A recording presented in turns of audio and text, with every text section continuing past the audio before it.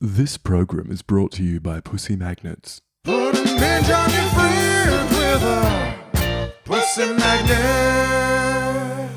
Welcome, my lovely lumps. Or should I say lovely labs? I'm so thrilled to have you here in the Labia Lounge. We're going to yarn about all things sexuality, womanhood, relationships, intimacy, holistic health, and everything in between. Your legs. Ooh, can't help myself. Anyway, we're going to have vag loads of real chats with real people about real shit. So buckle up, you're about to receive the sex ed that you never had and have a bloody good laugh while you're at it. Before we dive in, I'd like to respectfully acknowledge the traditional custodians of the land on which I'm recording this, the Wurundjeri people of the Kulin Nation. It's an absolute privilege to be living and creating dope podcast content in Naarm, and I pay respect to their elders past, present, and emerging. Now, if you're ready, let's flap and do this. Oh my God, is there such thing as too many vagina jokes in the one intro? Whatever, it's my podcast. I'm leaving it in. Don't panic, you're not broken. Your sex education was a piece of shit. Get your flaps out and pull up a couch. It's the Labia Lounge. Hey gang, just before we jump into this episode, I wanted to offer you an opportunity to access my new mini course for free before I start charging for it in future. It's for people with vulvas and it's quick to complete. It's all about demystifying the female body and pleasure anatomy and getting some basic fundamentals to understand your body better. It's called Pussy Pleasure Secrets, Your Roadmap to Bedroom Bliss. You can grab it on the freebies page of my website or in the show notes. It's a great little free resource to kind of dip your toe in or act as a bit of a taster for my work. So if you've ever been curious about this sort of thing and you just don't know where to start, or you want a really quick, easy, accessible, non-threatening way to get the ball rolling and start working on this stuff, this is a great place to start. Hey, my labial love bugs. I'm stoked to have you back in the lounge today because I'm going to be covering a very popular topic, dating and how to date intentionally. And I'm going to be discussing this with a woman who has her own very successful podcast on the matter. Talia Koren is the host of the Dating Intentionally podcast, which she started after going on around 180 dates with over 60 people in a year until she met her now husband on Hinge, of all places. Talia is all about treating dating like an experiment, and she helps listeners all over the world date with confidence while enjoying the process. Ooh, I'm super excited to chat with you, Talia. Welcome. Pull up a click cushion. Yes, thank you so much for having me. I'm so excited to get into it with you today. Oh gosh, I don't even know where to start. I feel like something that you talk about that I kind of go, yep, guilty, is this kind of this universal increasing feeling of frustration, dating fatigue, kind of hopelessness, and like, oh God, it seems to be really ramping up in recent years. I don't know if it's actually in the zeitgeist or if it's just in the circles around me and the clients that I've been speaking to. But in particular, with the rise of dating app popularity and now 65% of people meeting on apps, it's really changed the culture of dating. And I definitely know a lot of people that are feeling very over it. And not enjoying the process at all. And your whole jam is kind of like, how can we enjoy the process of dating and treat it like a fun experiment and not get too bogged down by the kind of side effects of dating, which is like, a lot of ghosting, a lot of rejection, a lot of shitty behavior and poor communication, a lot of dates that aren't necessarily the thing, like how do we kind of avoid dating fatigue, and what was different about your approach that made it actually fun? That's a lot of dates, Yeah. like 180 dates in Okay, a well, year, like that's exhausting. it's a lot. So I want to just say, like, your listeners, like, you're not alone. A lot of people are frustrated with dating right now for so many reasons. It's like just kind of where we are culturally, and it's like all over the world, and it's tough. Like, it is tough out there. And I think there's no right or wrong approach. My approach was to, instead of like complaining about how hard it is just kind of like, okay, let's work with what we have. We have dating apps and algorithms and like the match group, which some people would say are not working with us. But I'm like, I'm creative. I'm going to make it work for me. okay, who cares? Maybe the algorithms are not actually helping me find the best match. But you know what? There are people on the apps. So I think I was just kind of focusing on what is there instead of focusing on the negatives, which I don't think is realistic for everyone, right? So I want to acknowledge like I'm white, I am like societally attractive, I'm thin, I present as straight, I guess, but I am bi. I'm just like I have it easy. I also was dating in Seattle, which has more single men than women. So I have a lot of privilege that I do want to acknowledge in my process that did make it easier for me. And the playing field isn't even. I don't know how to solve that issue, but I guess I'm encouraging people to like work with what you have, because that's kind of the most immediate action you can take, is working with what you have. And yeah, I had fun because look, I'm an extrovert also. I worked from home alone every single day. Dating was part of my social hygiene. It was part of a way for me to explore and get out of my house. So like it wasn't just about me finding the one for me. It really was just like part of my social routine. I love that you mentioned that, that privilege, and that the odds are definitely more stacked against certain people. It's not an even playing field, because I think it's very easy for us to kind of be like, oh, blah blah blah. But I know so many people, especially some friends of mine who are disabled or maybe aren't fitting into the conventional kind of, beauty ideals, that never get a single match. And if they do, never get a date, and it just feels like a total boneyard on these apps for them and in the dating pool in general. So yeah, I think it's one thing for us to say, oh, there's an intentional kind of like playful experimental way of doing this. But of course that won't necessarily apply to everyone. And also like even just between the two of us, there's a difference. Like I'm more introverted. I also work from home alone. I don't, get out of the house that much. But like I find going on dates that aren't like really, really, great, I find it insanely draining and very disheartening, and I hate it. Like I hate dating. So I'm definitely in that kind of category of people that are more prone to like complain that I even have to go on dates in the first place, because my social battery it's quite sensitive, and it's getting drained pretty easily unless I'm really, really hitting it off with someone or having a great time. Whereas I suppose for an extrovert, like I love that you described it as like a social hygiene thing, and it actually got you out and about and it's enjoyable. Like I know a lot of people that are like, oh, like it's kind of, there's no loss. Like you go on a date, you meet a new person, even if it's not a vibe romantically or sexually, you still have some nice chats, you get to know someone, maybe you make a friend. I'm like, ew, I don't want to talk to anyone that I'm like, are you kidding? Like I can't be bothered with that. Because it doesn't top me up, it drains my social battery. Occasionally, like I actually have got a couple of really good friends that I've been friends with for about 10 years that I met on dating apps, and we just became friends. So it definitely can work. But yeah, I guess I'd love to hear from you, because it's the whole kind of premise of your podcast and the title. Like, what does dating intentionally mean to you? Great question. To me, it just means knowing what you want and aligning your actions with that. It doesn't necessarily like that could be casual. If like you're looking for casual, it's just that's great. You're dating intentionally for a casual situation. Are your actions aligning with that? Or you're dating, you intentionally are looking for a partner. Are your actions aligning with that?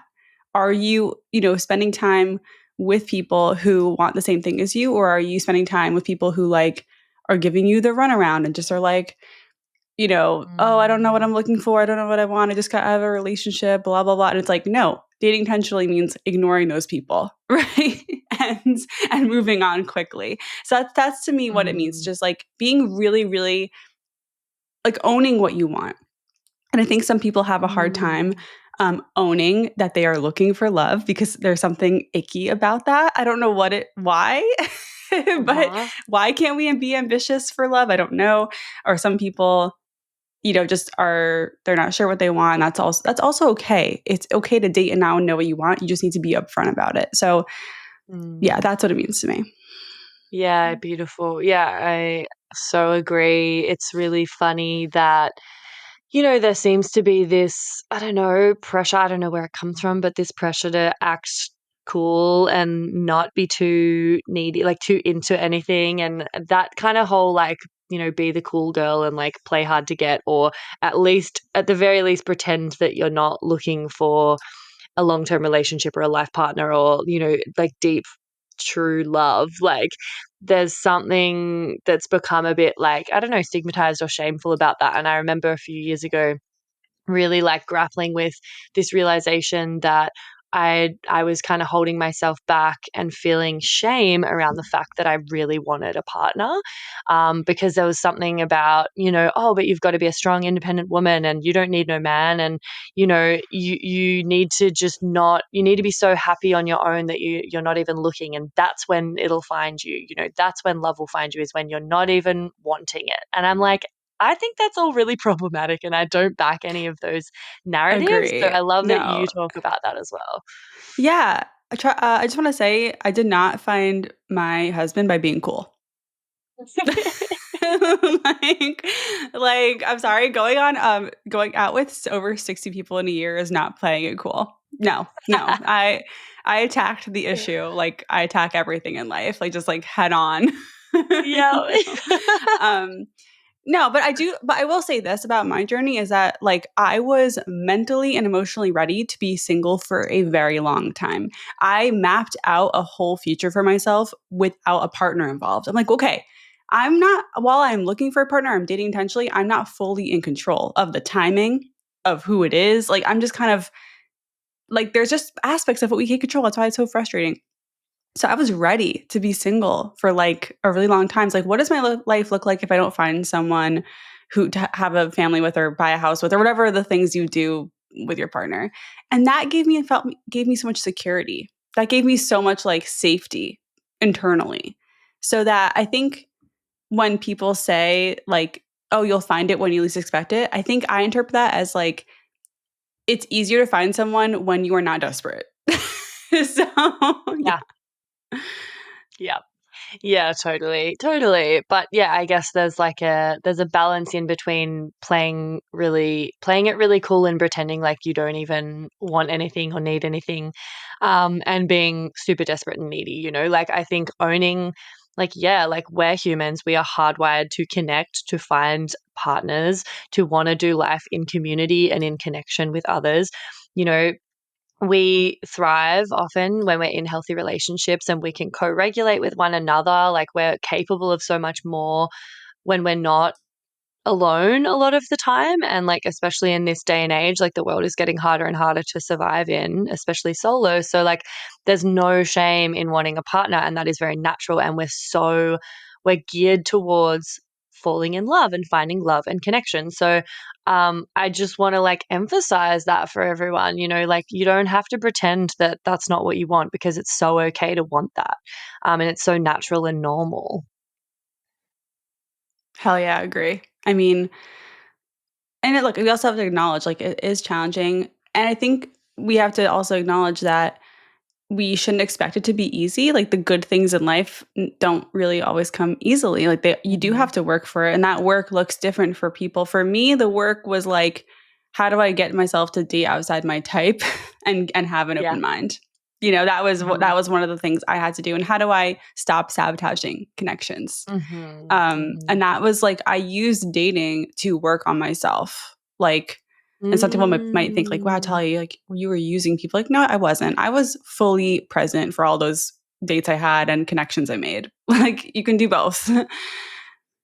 Yeah, that's so cool. It was like a personal development journey, as well as like a dating experiment or social experiment, as well as like a genuine plight to find connection and a potential And that's what I partner. focused on. Yeah, like I was Yeah. yes, I had a lot of boring dates like you mentioned earlier, like you hate just like carrying a conversation is so draining for you. Yeah, I had a lot of dates like that. Like I definitely had a lot of dates where I was like, damn, I'm like really forcing it. But like Mm. I still was more focusing on what did I learn about myself? How did this person make me feel? What actions can I take this time that are different from last time so I could be a better communicator and dater? I love that. Yeah, and I wanted to talk about like dating outside your type, because there is this thing where so often I think if there's not an immediate spark or there's not an immediate overwhelming physical attraction and we're not super drawn to this person, or perhaps the first date wasn't like amazing, pretty understandably, we tend to just be like, next, especially now that, dating culture is very throwaway with dating apps. It's just like humans are a commodity that we can just keep swiping. How do you, what do you want to say to people around that assumption that if there's no spark, quote unquote spark early on, that's a dead end? Because I know that there's a lot more dating coaches and relationship coaches and stuff talking about this now, and really trying to get people to understand that that isn't necessarily a dead end, and that the attraction and the chemistry can develop if you give it a chance. Because I really struggle with that. I'm always out for that really charismatic, extroverted person with the sense of humor that I just bounce off and it just immediately works. That's kind of what I've set the bar at in the past, as opposed to the slow burn. Yes. So I think we have to acknowledge that it's really hard to have that level of rapport with someone you met on a dating app, because you are literally starting from zero context. It's much easier to have that rapport with someone you met in school or at work, where you have things to talk about and banter about from the gate. But on a dating app, you have to lay the groundwork. You've got to do the small talk of figuring out what you have in common and what you both hate and what you both love. And then that's where, but you have, and that's the part that's kind of like a drudge, it's like, oh, you have to kind of build that. And that's where we're feeling like, oh, we don't have a spark. Or if there's no sexual or physical attraction immediately, no spark, next. But sometimes it does take some time for attraction to show up, especially for women. And I know that I hear voices like, but you don't say that to men. I'm like, men and women are different in some ways. Okay. Women need to feel safe to be attracted, to be truly attracted to someone. They also need to respect you. We also need to feel like we like your character. So that takes a little bit of time. Not talking about a year. Not talking about 6 months. I'm talking about 3 dates. Okay. Mm-hmm. Give it 3 solid dates. But if you don't even want to imagine kissing them by then you're done. Right. That's okay. That's like you could have 3 dates with someone within 2 weeks. You know what I mean? It's not that much time. I did not feel the spark or any attraction to my husband when I first met him. That doesn't mean I thought he was ugly. I'm like, okay, here's a good-looking guy. Not my type though. I never usually went for guys with long hair and big beards, and he was skinny. I like more fat guys, to be honest. I like more bigger, bulky guys. But he made me laugh, and he was normal and respectful, and that was enough to get him to a second date. So by the 3rd date, though, I was crushing on him really hard. Oh, wow. Yeah. Yeah. Well, I guess in that case, it's there's at least something there. He makes you laugh. The conversational chemistry is on point. The sense of humor is there. Yes. The physical attraction can follow. But I suppose if there's nothing at all. No. So what was there was I had fun. So if you had fun, even if you didn't feel sexual attraction, if you had a good enough time, go on the second date. If they were if they weren't a total drain on your energy, go on the second date. It's it's okay. Okay. Notice lack of attraction. Let's see if it comes up next time. But as long as you just okay, this was pleasant. Okay, good. Green light. Go on. Yeah, totally.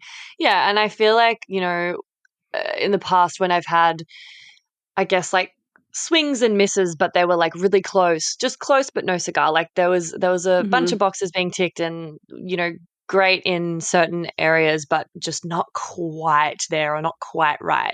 It can be disappointing. Yeah. And that's, you can give it a little bit longer, but generally I've got a pretty good intuitive sense quite early on, is this going to take off or not? Yeah. I mean, everyone's different. Respect is a big thing. And I went out with this amazing guy who was so nice and respectful and sweet and everything, but he kept making Borat jokes. And it's okay, this is 2022 at the time. Please stop. And I just lost respect for him. And it was just, I couldn't go further. He was not even doing it ironically. You know what I mean? I'm sure. And look, the right person would love it. You know what I mean? The right person would be this is hilarious. But it just wasn't for me. No. I mean, maybe Yeah. the right person who also is living in the past and quoting movies from the Right, noughties when we were like exactly. teenagers. Yeah. I don't know.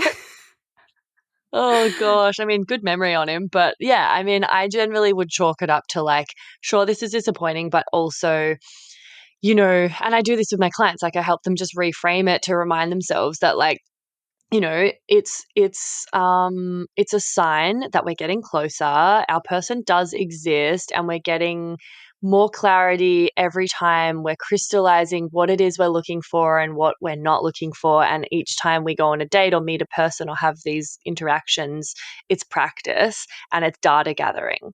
So we are still circling the kind of, we're orbiting the person. We're just slowly making our way there and learning along the way. And these people and these connections can be signs that we're getting closer and that there is hope, because I think the dating fatigue and the hopelessness and the frustration can get really overwhelming at times. And so when you do find someone that's close but not quite right, that's Mhm. surely better than absolutely so far off the mark that we're like, does my person even exist? Am I just imagining that there might be a person that can be compatible with me? Yeah. Mm, Totally. Totally. yeah. So how kind of rigid or specific can like because like it's so important to get crystal clear on our values, what's important to us, what are deal breakers, what are not, what we are looking for, and figure out that for ourselves going in.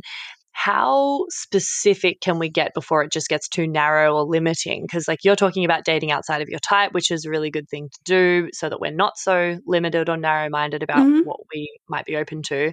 But then also, I feel like some people cast the net a little bit too wide and just settle for stuff that isn't compatible enough or like unacceptable behavior. And yeah, I guess I'd love to hear like some examples of like deal breakers versus preferences. Hey, baby babes.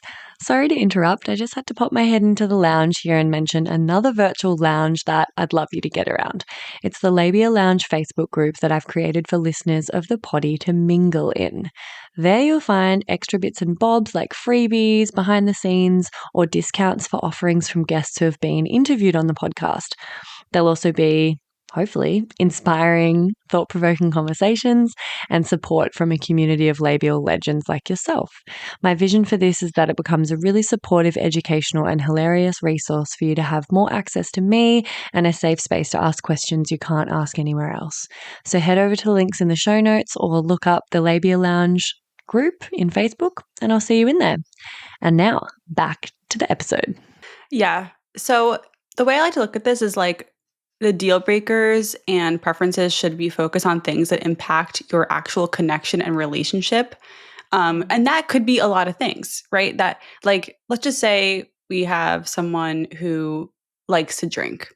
So you have like, there's like a spectrum there. There's like the person who has maybe one too many once in a while. And then there's the person who drinks every single day and is like, maybe has an issue where that will impact the relationship. The former might not as much. It might not be something you love, but it might not be something that really, really impacts. Okay, once in a while they go to a party and get wasted. Okay, whatever. Like, that's not the best thing in the world, but it's not going like a big picture long term. Is it really impacting the quality of your relationship? That's kind of where I draw the line.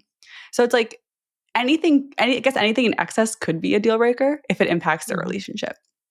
So like I'll hear from women who are like, I actually heard from someone today who's like, um, I like this guy so much, but he's into things like gardening and drinking tea.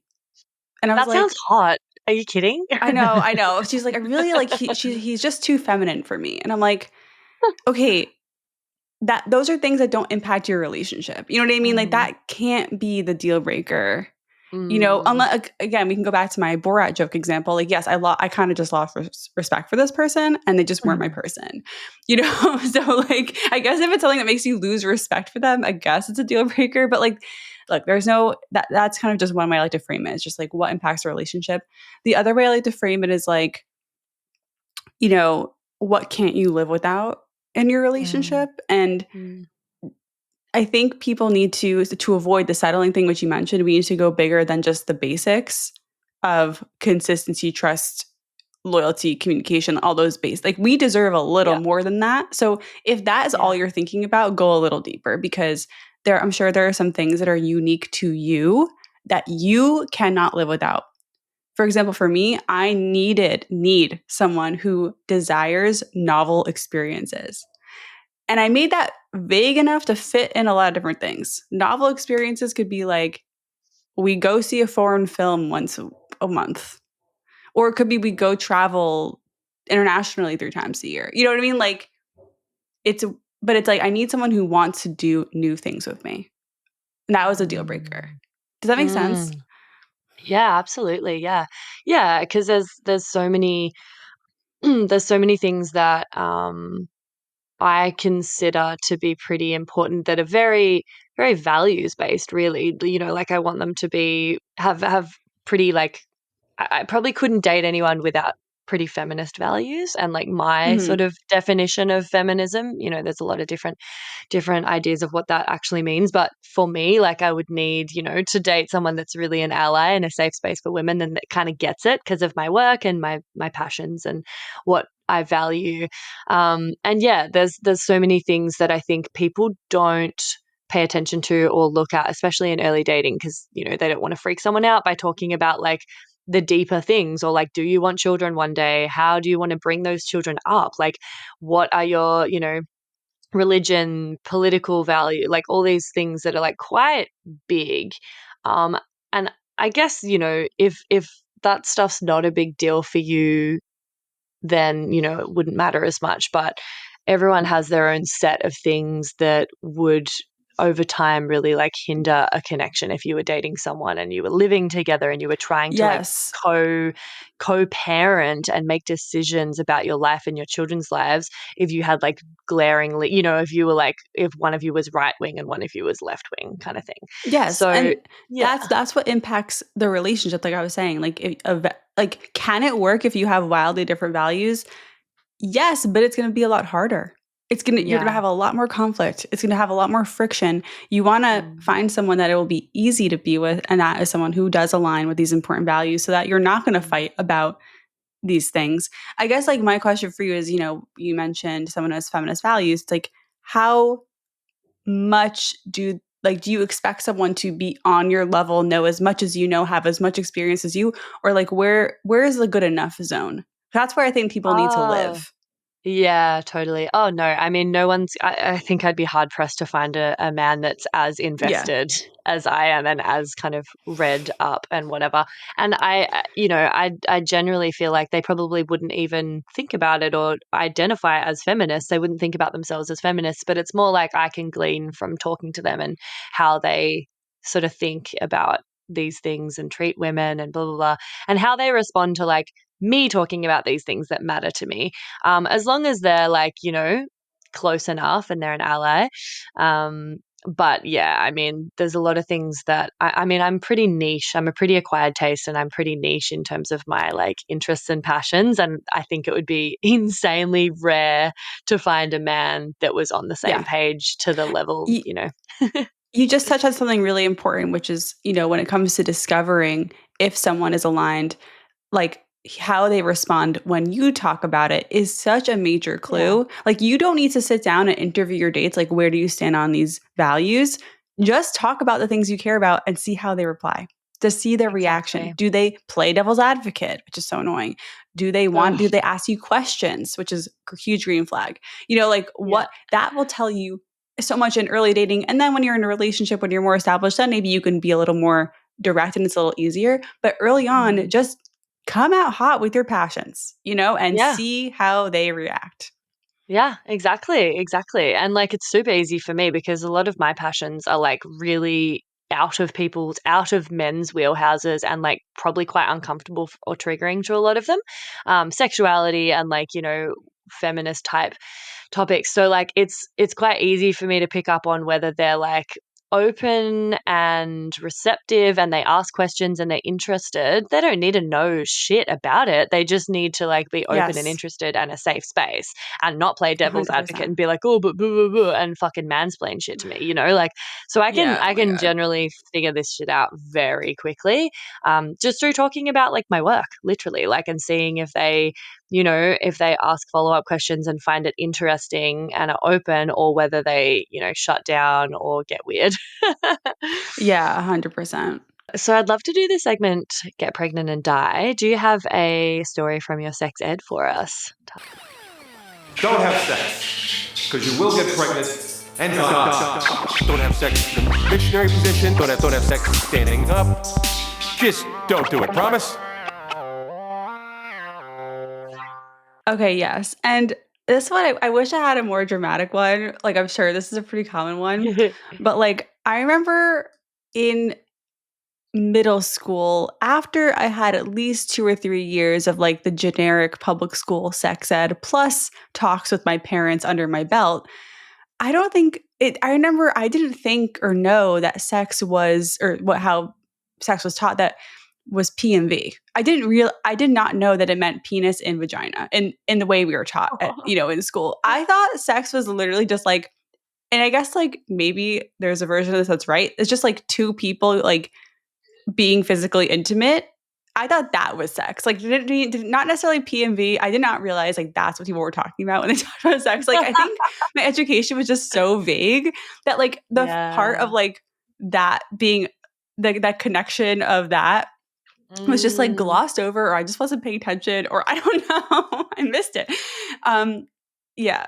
So that like, God. and I remember like when my parents first explained how babies were made to me, I did not realize like I think as a kid it's hard to wrap your head around like feeling turned on and like getting aroused. So I didn't realize that like a man is aroused, has an erection, ejaculates, like, and that's how it works. I thought a man is like peeing and then he's just like, "Oh, there's sperm coming out of my dick right now."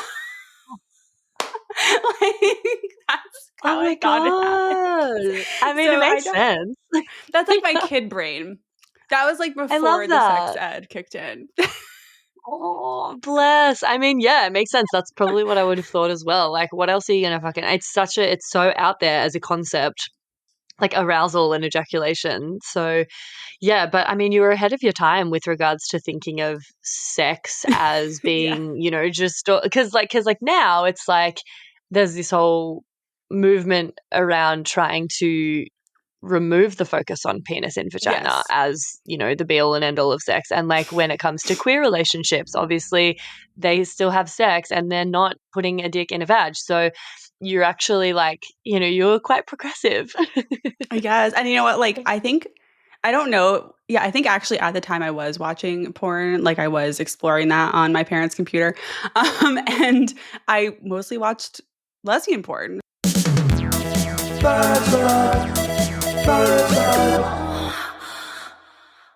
So I didn't even like wasn't even exposed to that Yeah. really.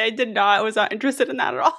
Oh my God, bless. All I know, right, it's love so it. That funny. was a great Get Pregnant and Die. Thank you. Uh, so what makes you really cringe when you see it in dating profiles? I mean, I think the number one cringe for myself and many daters is negativity in general. So that's going to be like, this year I really want to get off this app, or anything that's like, I don't know why I'm here, or like, I only want to match with you if you respond in full sentences. Like this kind of jaded energy is automatically cringe to. Does anyone even read these? Yeah, exactly. That it's like Yeah. your frustration is valid, just air it somewhere else. It doesn't belong on your dating profile. And there's this instinct to like, you have a bad experience on a dating app, and there's this instinct to like update your profile being like, don't message me if blah blah blah. And it's like, okay, Yeah.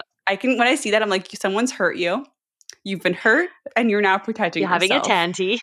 Yeah. And that's so I would say that's like I think a really big cringe for a lot of people. And it's also like very like I see that a lot. And I mean I recently did an episode where I basically I aired all of the frustration around the negativity and the blah blah blah, but on a podcast episode, More just appropriate. like I'd taken down, yeah, exactly. It's the space for it, and it's my fucking podcast, so I'll do what I want. But yeah, it was a hilarious episode because like I just like taken all these. I'd been using dating apps as an experiment for content, and yeah, written down all of the gripes that I'd sort of come up against where I'd seen things in profiles that I was like, oh my God, are you kidding me? Just so many eye rolls. And that's in so many people's profiles. Like I think people think it's original, but when you see it like 10 times in one session of swiping, it's like, okay, like can you please come up with like a unique and original bio that tells me something about your actual Also, character like, and your values? no shit. We all want to get off the app. That's why we're on the Yeah, app. yeah. Like, hello. Totally. So then in like early dating, whether that's, you know, just screening people's profiles or whether it's once you're actually going on dates, what are some common red flags that, you know, people should watch out for? Because I think a lot of the time, especially women, have this tendency to make excuses for the person, and make up other stories that almost kind of give them the benefit of the doubt when they don't really deserve it. And we settle for pretty subpar interactions or behavior or treatment, that if we, you know, really looked at it is pretty much a red flag from the get-go. So I'd love to hear some examples Yeah. of that for you. So the first thing that comes to mind is the classic really hot guy with like nothing filled on his profile. I get a Oh, lot of fuck me. messages from people being like, Yeah. this person's so attractive, but I don't know what to say to them. And I'm like, if you don't know what to say to them based on their prompts, they're not putting in enough effort and they're probably not interesting and you probably should swipe left. Like, your responsibility as someone who writes a profile is to give someone a reason to talk to you. Your pictures Yeah. alone are not like if you're most people aren't going to, well, men would do this, but a lot of women aren't necessarily coming in like, you have nice big juicy thighs. Like, talk to me, you know? I Mhm. don't know. Mhm. Like, okay, yeah, guys are going to be like, oh yeah, like, you know, they'll come in with like some gross pickup line. So I think, yeah, just don't fall for it. Don't fall for the really attractive profile with nothing filled out. It's just not worth it. Because trust me, they're boring as fuck. And if they can't make any effort to like put any info in their profile, then they're not there for the reasons that you Yeah, if are. they're If you're attractive looking and for, yes, yeah. if they're attractive and their prompts are filled out, go for it. Great. If you have something easy to say to them, awesome. If you can't see anything in common and there's nothing to say, that's just keep it moving. Mm. I mean, I think that's the main red flag I can think of because everyone else's red flag, like it's hard to I don't want to be too judgmental on profiles. I think that because there are more men on the apps than women, I do think women are actually a little bit too judgmental. I think that like the only reason I won on dating apps is because I swiped right on I had over 400 matches. Oh, Like I swiped right on a lot real. of people. I reached out to a lot of people. I mean, like I almost didn't swipe right on my husband, but I could not find a reason to swipe left. So I swiped right. Like that's like kind of, you know what I mean? Like that was Mm-mm. the approach. I do think that I don't want to be encourage people to be too judgmental or nitpicky or looking for red flags. Mainly just look to see if the big things align, like politics. If you want kids and they say if they want kids, like you know what I mean? Mhm. Those kinds of things that you can usually tell right away. Mm-mm. Look for those, and then if you can see one thing on their profile that you could probably talk about for 20 minutes, swipe right. And what about once you do start hanging out and there's dating? Because like sometimes I feel like, at least in the past, from my experience and just yeah, talking to friends, Um, I feel like we often give a little bit too much leeway for people that are basically showing us with their actions that they're not making enough effort and they don't care enough, you know, like leaving you Oh my god, hanging for like yes. a week and not replying for, or like not following through on, you know, that like their actions aren't matching their words. And we're kind of just like, oh, but they must be busy, or maybe something happened, or maybe they were in a car crash or whatever. And then when they do kind of, and it's, I guess, a little bit moving into that attachment style territory where like the avoidant and the anxious do this dance. But like, what are some red flags like within dating that, you know, we just shouldn't be settling for that are actually giving us quite a bit of data about this person? Yeah, so the biggest one I think is when someone is very attentive and responsive and everything in the first couple of days and then things taper off and you stick around. You need to take into all of the information, not just be like, "Oh, well, at first they're excited and enthusiastic," and then no, you need to zoom out and like think about, well, now how are they treating you? Now, do you like how they're treating you in this moment? Forget what happened earlier, like for a second. Right now, this is what matters. So I think that is kind of a sign where it's like, okay, they started off really enthusiastic. They're kind of fading away. I'm confused. Do I like this? Yes or no? Yeah. You know? Yeah. And then I think the other part of this anxious avoidant dynamic or kind of just general emotional wound dynamic, it doesn't maybe not even attachment related, is like we want to change their mind. We want to win them over. So don't fall into this trap of like, well, they're pulling away. So maybe if I just show them that I'm cool or like great or hot, or I'll send them a racy selfie to get them back. Like, no, you don't need to do anything extra. You don't need to be anything extra to keep the right person in your life. Like, if you find yourself, you're like doing things to like get them back, done. Yeah, absolutely. Like it's so important to rather that because I think we do tend to like flip into one analyzing their actions and behavior and potentially like making excuses that make it more palatable that they've just ghosted us or that they've just like been leaving us hanging for days in between each text and they're not asking questions back but they're like giving us crumbs. It's like breadcrumbing basically, this sort of thing that we're talking about. um, it's really easy to be like, oh, but you never know what's going on in someone's life. Like, you know, women, we're really empathetic. Like, I'm often like, oh, but remember that time that like my auntie died and I was just going through a house move and all of this, and I just wasn't able to like be very responsive on the texts. And then I'm like, whoa, whoa, whoa, what are the fucking chances? Like, why am I making excuses for this person? Also, Yes. if they're into it, it's not a chore and it's not an effort to reply. It takes 2 seconds to send a text. And so rather than analyzing why they're doing it, yeah, like really like focusing on like, does it feel good? And do I want to Yeah. date someone that is making me feel this way and making me fucking chase them?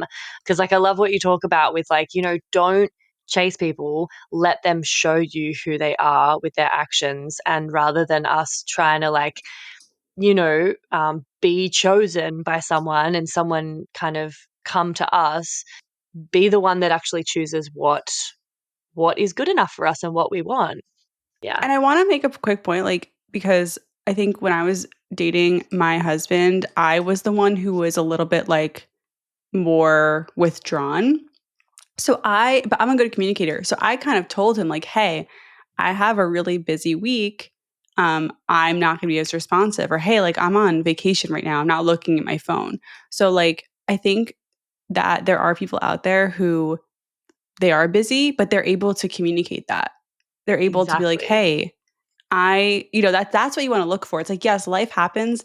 And on top of that, we can still communicate. Like, yeah. So I think, Totally. yeah. Yeah. Yeah, like mature communication, such a huge green flag. And I don't know, it's just really not that hard to flick someone a text to let them know where they stand and what's going on for you. And if you are going to be less responsive, why? You know, and if they're not able to do that, then it's like, oof, like do you really think that Hmm. you know, this is going to be like a healthy, mature, communicative relationship that's going to feel balanced and nourishing for you? Or is it going to send you fucking crazy? Um, Excuse this quick interruption. I'm shamelessly seeking reviews and 5-star ratings for the potty because, as I'm sure you've noticed by now, it's pretty fab. And the more people who get to hear it, the more people I can help with it. Reviews and ratings actually do make a big difference to this little independent podcaster. And it's really easy to just quickly show your support by taking that simple act of either leaving 5 stars for the show on Spotify or even better, writing a written review and leaving 5 stars over on Apple Podcasts. Or if you're a real overachiever, you can do them both. That would be mad. If you're writing a review, though, just be sure to use G-rated words because despite the fact that this is a podcast about sexuality, words like sex can be censored and your review won't make it through the gates. Lame. Anyway, I would personally recommend doing that right now while you remember, just to get on top of it and let me know you're with me on this journey. Thanks, gang. Enjoy the rest of the epi. So I would love to do the segment TMI. Do you have a TMI story that you feel comfortable sharing with us, Talia? TMI, we love it. TMI, we love it. I do. So I was dating this guy right before before I met my husband. We dated for a couple months, and we decided we wanted to be exclusive, and we wanted to, start having sex without a condom. But of course, I was like, we need to get tested. So I got tested, and he got tested too, and he was like waiting for the results of his test. And while he was waiting for the results of his test, he got a sore on his upper inner thigh. And we both were like, what the hell is this? like it was like, it was kind of concerning looking. And for a second there, I'm like, wow, like, does he have herpes? Like, do I have herpes? Like, there was this whole like confusion. And it ended up that he had shingles. And it was just his shingle. He got shingles, and it was like on his upper inner thigh, like very near his crotch. And it was just like one of those really crazy situations where like we both didn't have any STIs. Like we both tested negative for all the things, but he had, it was just like, so he couldn't have sex during that week because like that's very contagious. It was just such a weird, awkward situation. And that's my story. Timing. Yeah, crazy timing. Oh, shingles and like shingles is a rough. type of herpes, I think. And I've had it before. I've had it on my back like over a decade ago. It was horrible. Do not recommend. But it was just like funny. Yeah, it was just funny, like the timing and the location of it. Like for a second, I was like, oh my God, like, have I had herpes? Like, did I give it to him? I was like worried about, like, did I give him herpes? And by the way, like, I'm not, if you have herpes, if you're listening to this, like that is something that like, if I had it, like, I know it's manageable. It's not the big deal that people make it out to be, but it was just like a weird situation. Totally. Yeah. I didn't realize shingles was a herpes strain. I thought it was like chicken pox related or something. But yeah, I had it like 10 years ago as well. It was fucking painful. Really, really awful stuff. Even just talking about it, I feel like a prickle on my back. Like I know. Like you get nerve damage from it, can't you? Like you can get really bad scars and nerve damage. Such a crazy kind of pain from something that just looked like, some little surface level sores. It was like, yeah, really gnarly. Okay, great. Well, love that. I'm glad that for both of your sake it was just shingles. Although that's also no fun. Yeah, it was fine. It ended up being fine. Like both my tests came back clear. We had some great sex. It ended up ending, but it was like interesting timing for sure. Okay, cool. So I'd love to hear from you, like, since you've been doing the deep dive on this sort of thing for ages, how do you advise people to kind of construct a really kick-ass dating profiles? And let's kind of assume that, we are looking for something kind of meaningful and long-lasting as opposed to just a hookup. Because I think with just hookups, you probably don't need to put in as much effort or compatibility maybe isn't as important. But yeah, how do you help people create really dope dating profiles? Well, I think that the first thing is to make sure your face is seen in all your photos, and all your photos are from the last 18 months, because there is nothing worse than showing up to a first date and realizing that they don't look like their profile, or, there's just you'll never get a second date if your pictures are not accurate. So that's number one. Number two is for your prompts. I think that you want to phrase them as conversation starters while also peppering information in about yourself. The big mistake I see people make is they're treating their profile like a partner application. Like, I'm looking for this. This is my love language. This is my attachment style. I go to therapy. It's like, no, stop. I can't start a conversation based on your love language, but I can start a conversation based on your hobbies, your interests, your unpopular opinions, your food opinions, where you want to travel this year, like making it specific and more about ways, just like, sorry, let me rephrase.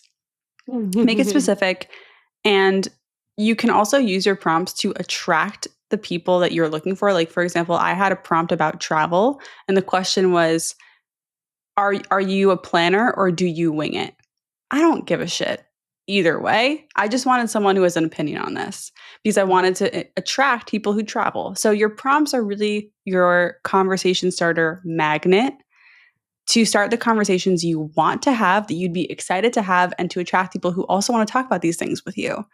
And that, I think, is the way to create a profile that stands out and gets you on dates with people you like. Totally. Yeah, like it's so mind-blowing how many people don't use the prompts, in an effective way that actually kind of creates something to work with.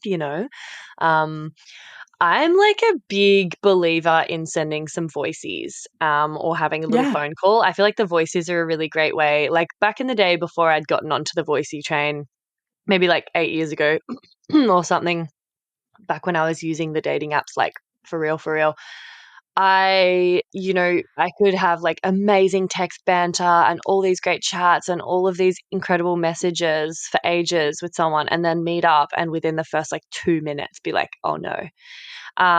Because, the way that someone talks, the sound of their voice, like, a lot, you can tell a lot about someone and compatibility through that. And so now I'm like, not averse to just like sending a voicey in like the first message or two, Yeah, it's fine. getting that like out of the way. I think you can get so much more information about someone from that. So that's like a little tip I tell people. And people are a bit self-conscious about recording their voice, sure, but like you're gonna fucking see them in person and talk anyway. You could save yourself the trouble. And this is me, like introvert that doesn't want to actually have to go on dates talking, but like you could save yourself a I whole bunch of mean, super shit dates. I mean, look, also, like, and you can have phone calls and video Mhm. calls before you meet in person. So you, again, don't have to leave your house. My first 2 dates with my husband were video calls because he Ah. location fished me. He wasn't in the location he said he was. And I was like, Ah. what the hell? But I still gave him the video call. And, I'm glad I did. But yeah, it did get me to meeting him in person because I saw him on the video chat and he looked like his profile. He was normal. You know what I mean? Like, I liked the way he sounded. He was funny. Like, just all the things. So yeah, I didn't have to. But I did that video call, by the way, before I went on an actual date. So I was already like dressed You're up and already ready. dressed up. Ah, Yes. love it. That's so I was like, well, I have to efficient. go walk my dog now. Bye. That's awesome. I love that. Fuck yeah, why not? Make the most of putting on mascara for the You day, want to waste a good honestly. outfit? Yeah. But I feel like a lot of people are really hesitant to suggest. So, like, when I suggest this to clients, right, they're like, oh, but that might seem too this or too that, or they'll think I'm weird or too keen or too needy, or it's just weird. I think people, especially like the younger generations, have a real aversion to phone calls. Yeah, yeah, Um, yeah. and it's not cool. And again, we're coming back to that like cool girl thing. Like, do you have anything to kind of say on, yeah, like the narratives that are telling us to like play it cool, and how you could maybe frame the request to have like a phone call or a video call or something like that? Well, I think, okay, so there's a couple ways to approach it. I think if you were actively messaging with someone, like they're responding to you in real time, then you'd be like, you know what? Let's just talk on the phone. Here's my number. Like, we're clearly talking. It's like it's just at a certain point just faster to just call them. So I think Mhm. that's one approach. Another approach could be like, um, you could make up a story, be like, I really want to meet you, but I'm not, I'm on a work trip. Like, can we just do a quick FaceTime or something? Like, or I'm not, I don't have any nights free this week, but I'd love to like just kind of do a quick meet with you. Like, let's just do a FaceTime. So like there are ways to kind of work it in. I really don't think you'll say like the person who's scared off by a fucking FaceTime, like, do you want to Yeah. date them? What's the Yeah. big deal? Like you're not like the person who's really interested isn't going to run away because you just want to talk to them on the phone. Like, Mm, mm. yeah. Yeah, yeah, so true. So Tell me why you love a slow burn in early dating, because I kind of touched on it before, and there's a whole lot of like glorification of, this fiery spark that's all just like, we are fucking on, and that's very infectious. But this limerence stage, which is kind of referring to that like early honeymoony like infatuation, obsessiveness, like, you are being completely flooded with hormones. Your brain is having a fucking hot tub of like attachment and bonding and like, euphoric hormones and brain chemistry. So like, a lot of people now associate that with falling in love, and don't realize that actually that stage where there's this limerence and this infatuation can last like up to 2 years sometimes before people kind of come back down to earth and actually recognize like, oh, you know, we thought we were in love, but we're actually missing a few elements here, and we were fueling ourselves from excitement and novelty and sex and oxytocin and like endorphins.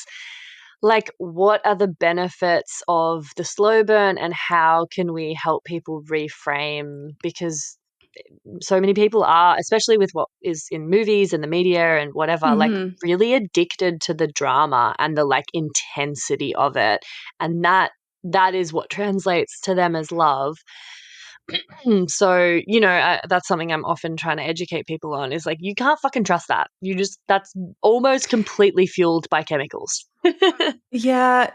I think the benefit of a slow burn is just that you get to make more calculated decisions based on your non-negotiable needs, which we talked about earlier, and your intentions, which we also talked about earlier, right? If you are dating with the intention of finding a lifelong partner or marriage or someone to live with or someone to have a family with, okay, we're not living in a world where we can just turn off the chemicals. Like, they'll still exist.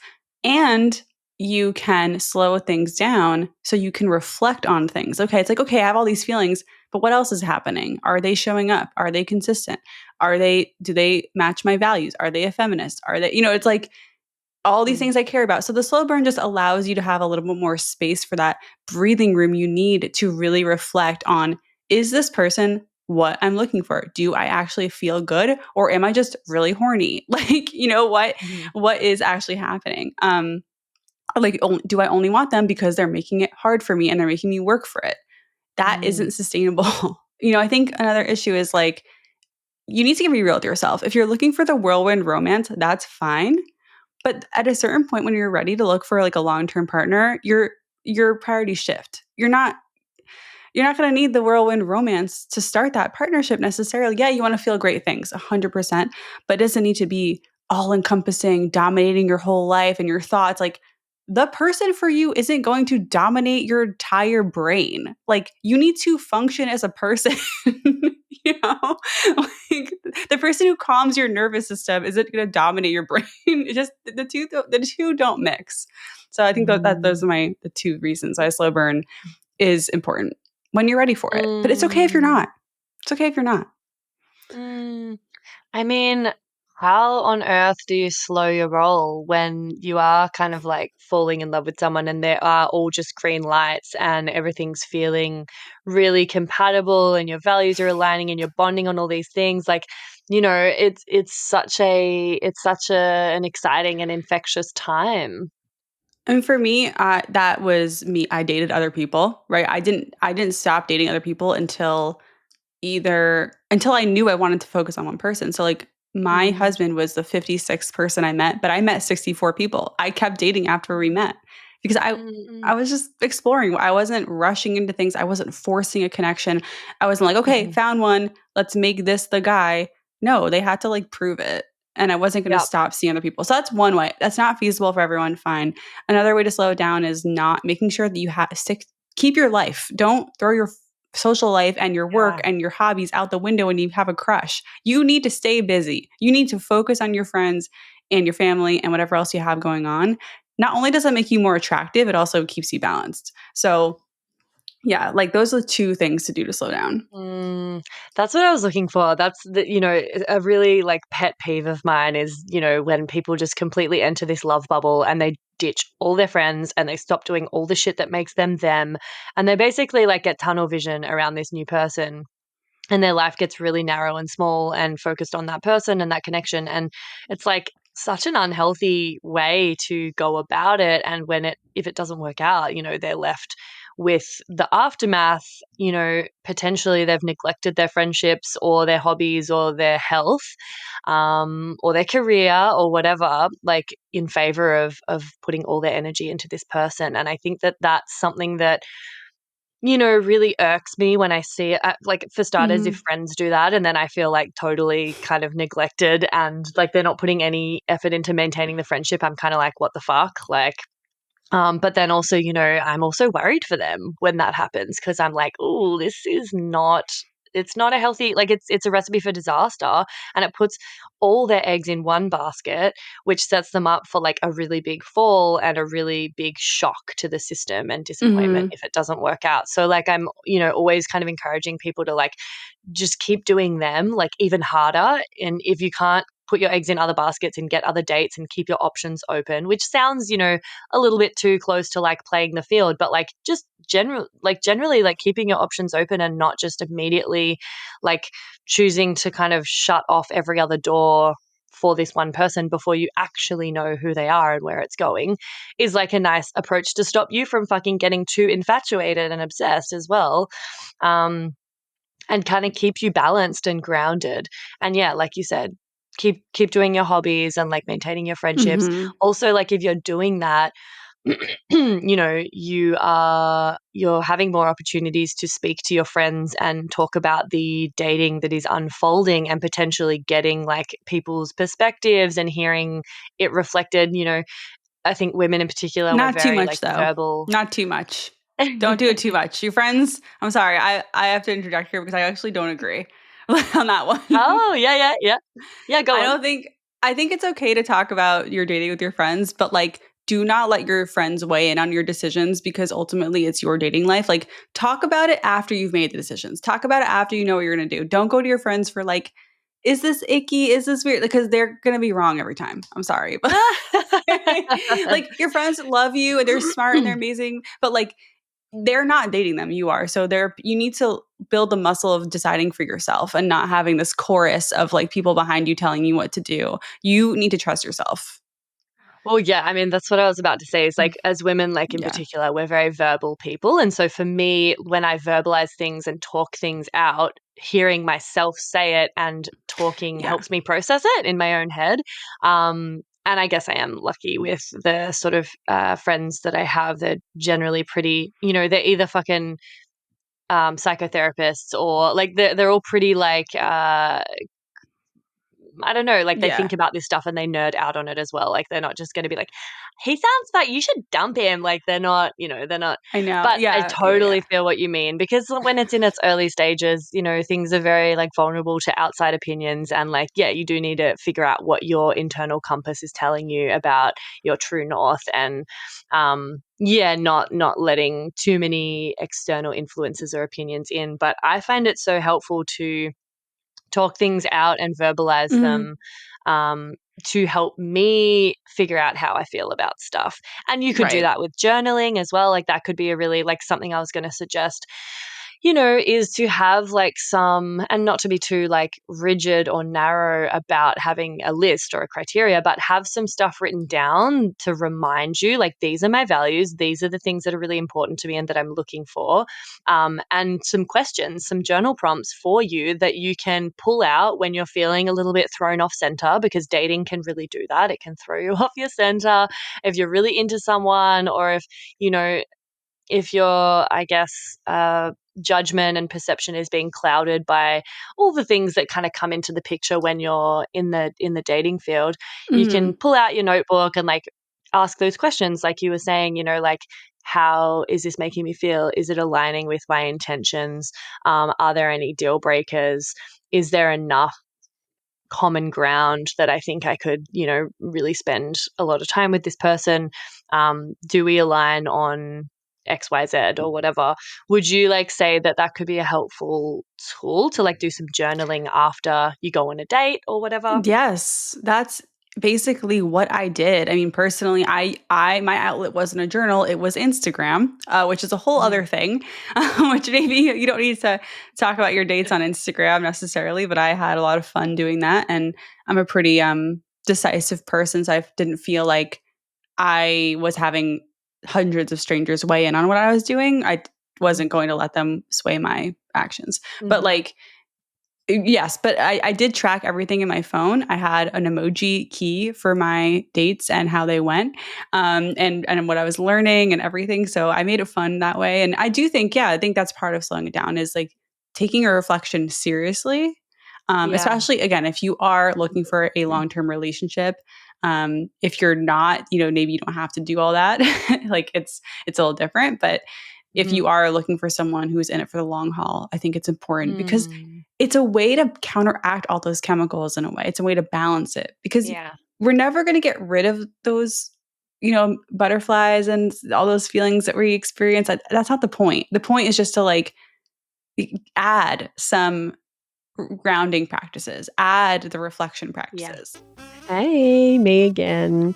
If you'd like to support the potty and you've already given it 5 stars on whatever platform you're listening on, I want to mention that you can buy some really dope merch from the website and get yourself a Labia Lounge tote, tee, togs. Yep, you heard that right. I even have Labia Lounge bathers. Or a cute fanny pack if that'd blow your hair back.